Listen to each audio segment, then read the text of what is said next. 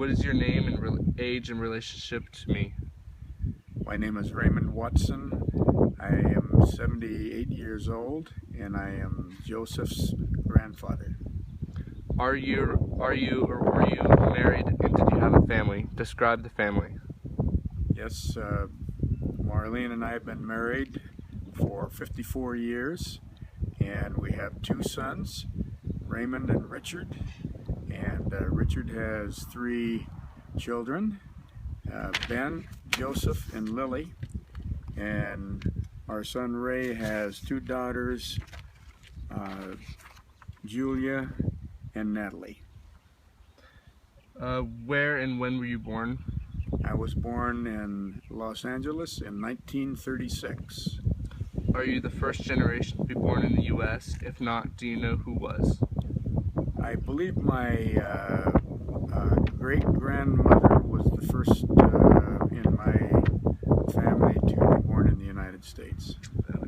If applicable, can you remember August 6th and 9th, 1945, when America dropped 2 atomic bombs on Japan? How do you think the U.S. changed following this event? I was 10 years old at the time, and we were right in the middle of moving. I don't remember specifically the fact about them talking about dropping the bomb, but I remember talking about the fact that everybody was rejoicing in the street that when Japan surrendered to the United States.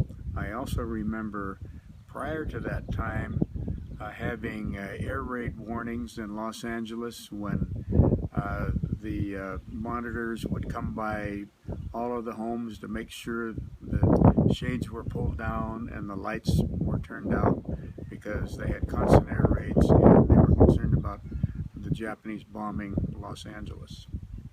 Okay, and what do you remember about November 22nd, 1963, when John F. Kennedy was assassinated? Many people have said hope in America died a little that day. Do you agree, or how did America change?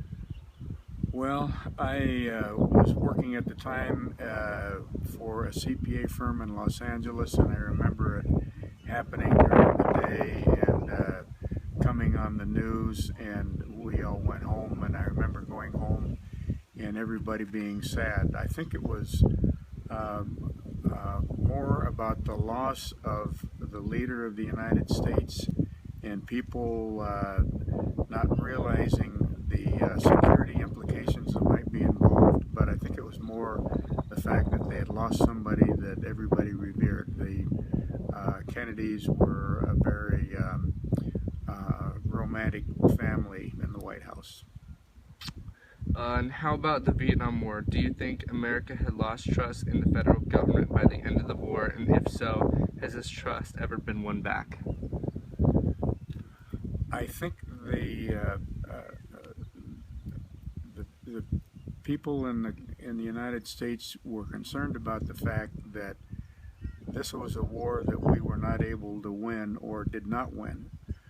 A lot of people believe that we could have won it had we been willing to do all of the things necessary to win the war, but we fought a limited war and therefore did not win, and that really changed the dynamics of the United States in the world thereafter, because we were no longer considered the only major power in the world. People realized that there were other people that we were somewhat intimidated by, which would have been Russia and China at that time. And how do you think the world's perception of the United States changed on July 20th, 1969, when we put the first man on the moon? I think putting the first man on the moon was a tremendous boost to the morale of our country and also to the ingenuity of man itself. The fact that the United States was the first one to be able to do that, to accomplish something so great, and to see the men and women who were so brave enough and willing to take that trip was wonderful, and I think it helped to reestablish the enthusiasm for our country. How do you think the world looked at the U.S. following Nixon's resignation on August 8, 1974, in response to the Watergate scandal?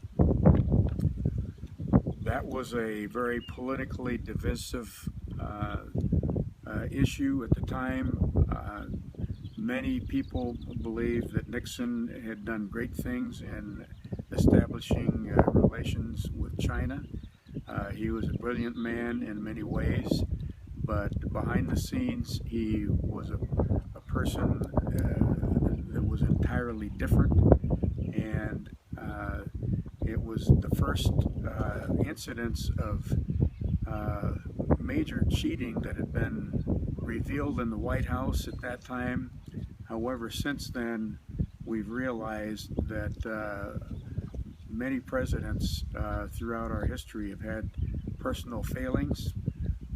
Nixon is just one of them, and certainly since Nixon, there have been other presidents that have major failings as well. Okay, in what way do you think our nation changed on November 9th, 1989, when the Berlin Wall came down, effectively ending the Cold War? That, again, was one of the highlights in American international relations.